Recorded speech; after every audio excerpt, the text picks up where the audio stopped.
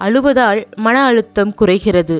அழுகை இரத்த அழுத்தத்தை குறைத்து இதய துடிப்பின் அளவினை கட்டுப்படுத்தும். அழுகை நமது இரத்தத்தில் எதிர்மறையான விளைவினை ஏற்படுத்தும் மாங்கனீசை குறைக்கும். அழுவதால் கண்கள் சுத்தமாகுமாம், கண் பார்வை தெளிவாகுமாம், மன அழுத்தம் குறையுமாம். நன்றி சொல்லுங்கள் உங்கள் மனதை காயப்படுத்தியவர்களுக்கு.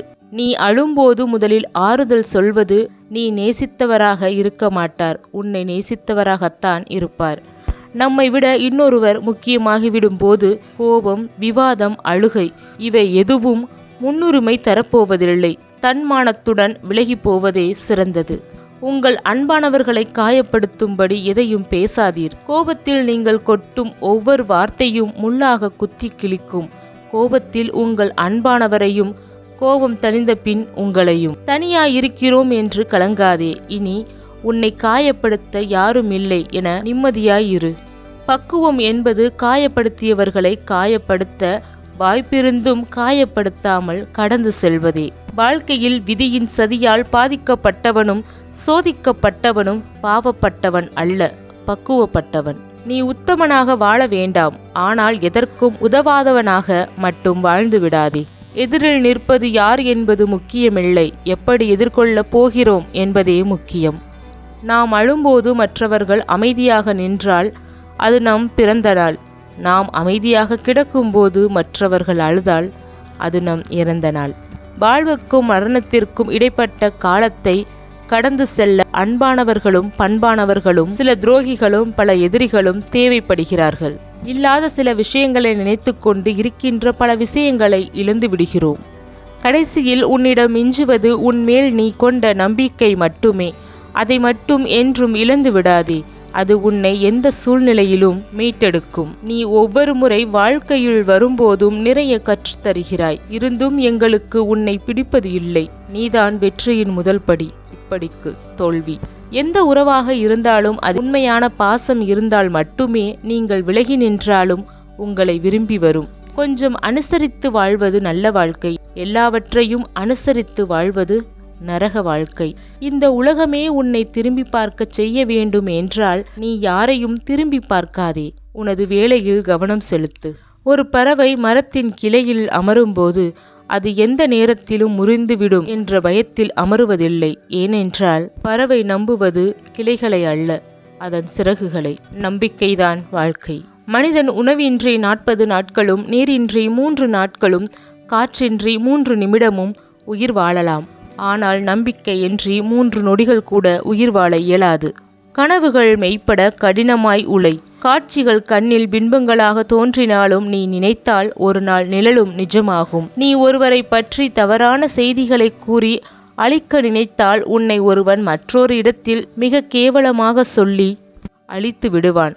முடிந்தவரை யாரை பற்றியும் புரளி பேசாமல் வாழ கற்றுக்கொள்ளுங்கள்.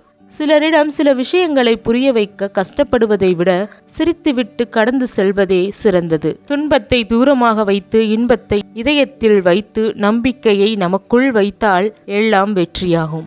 நல்லது கெட்டது யார் சொன்னாலும் கேட்டுக்கொள், ஆராய்ந்து பின் ஏற்றுக்கொள். நல்ல சூழ்நிலையில் நல்லவனாக இருப்பவன் மனிதன். எல்லா சூழ்நிலையிலும் நல்லவனாக இருப்பவன் மாமனிதன். கஷ்டங்களை நினைத்து கஷ்டப்படுவதை விட்டுவிட்டு கஷ்டங்களை காதலித்துப்பார். உன் வாழ்க்கைக்கு வெளிச்சத்தை அது காட்டும். உன்னை அனைவரும் மதிக்க வேண்டும் என்று நீ நினைக்கும் முன் நீ அனைவரையும் மதித்து வாழ கற்றுக்கொள். வாழ்க்கை இனிக்கும். சாதாரண மனிதனை விட அசாதாரணமான மனிதன் ஆக்குவது அவன் எதிர்கொள்ளும் சோதனைகளைத்தான். சோதனைகள் வந்தால் சோர்ந்து போகாதே, துணிவுடன் எதிர்கொள். நாளை அவை உனக்கு சாதனைகள் ஆகும். எந்த மரமும் விதைத்தவுடன் வளர்ந்து விடாது. உன் வியர்வை துளிகளை ஊற்றிக்கொண்டே இரு, வெளிவரும் வெற்றியாக. வாழ்க்கையில் தகுதி உள்ளவனை காட்டிலும் தன்னம்பிக்கை உள்ளவனே வெற்றி பெறுகிறான். முயற்சி செய்யாமல் சோம்பேறியாக இருப்பவனை விட முயற்சி செய்து தோல்வி அடைந்தவன் 1000 மடங்குக்கு மேல் கண்டிப்பாக அவனுக்கு வெற்றி நிச்சயம். தோல்விப்பட்ட உனக்குத்தான் வெற்றியின் அருமை தெரியும். எனவே தன்னம்பிக்கை ஒன்றை மனதில் கொண்டு வெற்றிக்காக வரிந்து கட்டு. இந்த நவீன உலகத்தில் தோல்வி என்பது வாழ்க்கையில் கற்றுத்தரும் பாடங்களில் ஒன்றே தவிர அதில் அவமானம் ஏதும் இல்லை. சிலரை மறப்பது போல் நினைத்து மன்னித்து விடு, சிலரை மன்னிப்பது போல் நடித்து மறந்துவிடு.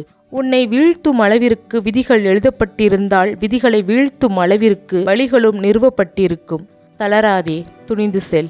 மறைந்தாலும் மீண்டும் உதிக்கும் சூரியனாய் மறைந்திடு. விழுந்தாலும் விரைந்தோடும் வீழ்ச்சியாய் விழுந்திடு. எழுந்தாலும் நிமிர்ந்து நிற்கும் மலையாய் எழுந்திடு. எதிர்காலம் ஒளி வீசும் எரிக்கல்லாய் எரிந்திடு. மின்னல் வேகம் உனதாக்கு. தடுக்கும் தடைகளை தூளாக்கு. வெற்றி கொடியை நீ ஏந்து. பொறுமையாக இருங்கள், அதற்கு பரிசு நீங்கள் அனுபவித்த சோதனைகளை விட பல மடங்கு சிறப்பான ஒன்றை இறைவன் கொடுப்பான். காரணம் இல்லாமல் நம் வாழ்க்கையில் எதுவும் நடப்பதில்லை. வெறும் காரணமே சொல்லிக்கொண்டு இருந்தால் வாழ்க்கையில் எதுவுமே நடக்கப் போவதில்லை. உறவுகள் உன்னை மதிக்கவில்லை என்றால் அவர்கள் மதிக்கும் அளவிற்கு வாழ்ந்து காட்டு. சில உறவுகள் மறைந்தாலும் நம் உணர்வாக வாழ்கிறது. சில உறவுகள் வாழ்ந்தாலும் நம் உணர்வில் மறைகிறது. பணம் சில உறவுகளை தருகிறது. பாசம் நம் உணர்வில் வாழ்கிறது. உன்னை விட உனது பிரச்சனைகள் பற்றி உன்னை படைத்தவனுக்கே நன்றாக தெரியும். அவன் மீது முழு நம்பிக்கை வை, அவன் உன்னை காப்பான். வாழ்க்கையில் எவ்வளவு கஷ்டம் வந்தாலும் கவலைப்படவே கூடாது. நாம பார்க்காத கஷ்டமான போய்கொண்டே இருக்கணும். பிறருக்காக இரக்கப்படுவதில் தவறில்லை. ஆனால் நாம் ஆடாயிருக்கும் பட்சத்தில் ஓநாய்க்காக வருந்துவது என்பது முட்டாள்தனமே. பாசத்தை காட்டி பழி வாங்கும் போலி உறவுகள் மத்தியில் எதிர்பார்ப்பு இல்லாமல் ஏமாற்றாமல் ஆறுதல் தருவது நட்பு மட்டுமே. இதெல்லாம் ஒரு நாள் கடந்து போகும் என்று காத்திருந்தேன். ஆனால் எதுவும் கடந்து போகாது, பழகி போகும் என்று உணர்த்திவிட்டது காலம்.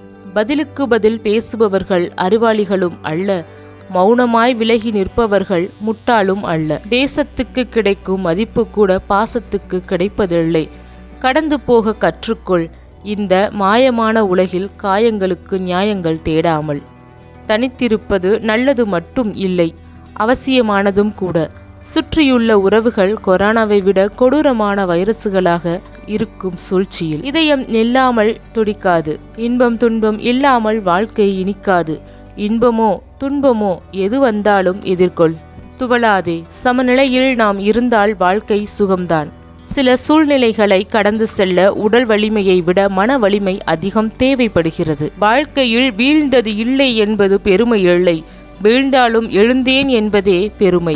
யாருக்கும் தெரியாது என்றெண்ணி நீ செய்யும் ஒவ்வொரு தவறையும் ஏதோ ஒரு கண் கவனித்து கொண்டுதான் இருக்கும். உலகத்துக்கு 1000 கண்கள்.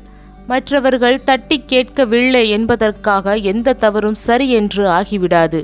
காலம் மாறும், காட்சிகள் மாறும். உப்பு தின்னா தண்ணி குடித்துதான் ஆகணும். தப்பு பண்ணா தண்டனை அனுபவித்துதான் ஆகணும். உன் தகுதியை உயர்த்தி கொண்டே இரு. உன்னை விட்டு எவர் விலகினாலும் அது அவர்களுக்கே இழப்பாகவும் பலவீனமாகவும் முடிய வேண்டும். நீ யாருக்காக விழுந்து விழுந்து உதவி செய்தாயோ அவன்தான் உன்னை முதலில் துரோக வாள் கொண்டு வெட்டுவான். உனக்கு உண்மையாயிருக்கிறவங்களுக்கு மட்டும் நீ உண்மையாயிரு. அதை விட்டுட்டு எல்லார்கிட்டையும் உண்மையாயிருந்தா நீ நல்லவன் இல்ல, முட்டாள். நீங்கள் எதிர்பார்க்கும் பதிலைத்தான் சொல்ல வேண்டும் என்றால் என்னிடம் கேள்வி கேட்க வேண்டாம். துரோகியை உற்று பார்த்தால் உன் பழைய நண்பன் கண்ணில் தெரிவான். எதிரியை உற்று பார்த்தால் உன் எதிர்கால வழிகாட்டி கண்ணில் தெரிவான். உலகிலேயே மிக பெரிய முட்டாள் யார் தெரியுமா? ஒருவருக்கு தொந்தரவாக இருக்கோம் என தெரியாம கூட அவங்க கிட்ட திரும்ப திரும்ப பேசுறதுதான். உன் தேவை எது என்று உணராத வரை உன் கையில் கிடைப்பது எல்லாம் குப்பையே. உன் கையில் கிடைத்தவை உனக்கானதாக மாற்றிக்கொள்வதே வாழ்க்கை. உன் தகுதியை உயர்த்தி கொண்டே இரு. உன்னை விட்டு எவர் விலகினாலும் அது அவர்களுக்கு இழப்பாகவும் பலவீனமாகவும் முடிய வேண்டும். படைத்த இறைவனுக்கு கூட நன்றி செலுத்த மறந்துவிடும் உலகம் இது. இறைவன் படைத்த மனிதன் செய்கின்ற நல்லதுக்கு மட்டும் நன்றியாய் இருக்க வேண்டும் என்று நினைப்பது நம் தவறுதானே. நன்றி கெட்ட உலகம் இது. வழி தந்த உளிகளுக்கு நன்றி. நீங்கள் இல்லை என்றால் கல்லாகவே இருந்திருப்பேன். நீங்கள் செய்த தவறை ஒத்துக்கொள்ள முயலுங்கள். விரைவில் சரி செய்து கொள்ளலாம். ஆனால் செய்த தவறை தவறே இல்லை என்று சாதிக்காதீர்கள். எப்போதுமே சரி செய்ய இயலாது. கவலை என்பது கைக்குழந்தை அல்ல, எல்லா நேரமும் தோளில் சுமக்க. கவலை ஒரு கட்டுச்சோறு. தின்று தீர்க்க வேண்டும் அல்லது பகிர்ந்து தீர்க்க வேண்டும். உனக்கென்ன கவலை, எப்பவும் சிரிச்சுக்கிட்டே இருக்க என்று எளிதில் யாரையும் விமர்சிக்காதீர்கள். அவர்கள் அழுது அழுதே மரத்து போனவர்களாக இருக்கக்கூடும். மரணத்தை காட்டிலும் கொடுமையானது மனக்கவலை. மரணம் ஒரு முறைதான் கொல்லும், மனக்கவலை நொடிக்கு நொடி கொள்ளும். வெறும் புத்தகங்களை படிப்பதால் மனிதன் வறட்சியடைகிறான். படித்தவன் யார்? துளியளவாவது அன்பை உணர்த்துபவனே படித்தவன். கடவுளே அன்பு, அன்பே கடவுள். கடவுள் எங்கும் நிறைந்திருக்கிறார். எல்லாவற்றையும் தவிர்க்கும் சக்தியை கொடுப்பதுதான் தியானம். ஒரு நொடியில் தியானத்தில் இந்த இயற்கையை நீங்கள் மாற்ற முடியும். இந்த சக்தி உங்களுக்கு கிடைத்தால் அதுவே பரலோகமாகாதா? சுதந்திரமாகாதா? தியானத்தின் சக்தி அதுதான். புன்னகையோடு நம்மிடம் பேசிவிட்டு புறம் கூறும் மனிதர்களிடம் என்றுமே புரிதல் வர வாய்ப்பில்லை. உறவுகள் மனதில் சில உறுத்தல்களோடு சேர்ந்திருப்பதை விட சில நல்ல நினைவுகளோடு பிரிதலே சிறந்தது. பெற்ற உதவிக்கு நன்றி சொல்லும் பழக்கமும் செய்த தவறுக்கு மன்னிப்பு கேட்கும் பக்குவமும் உள்ளவர்கள் எல்லோருடைய இதயத்திலும் நிரந்தரமாக குடியிருப்பார்கள். முயற்சி திருவினையாக்கும்.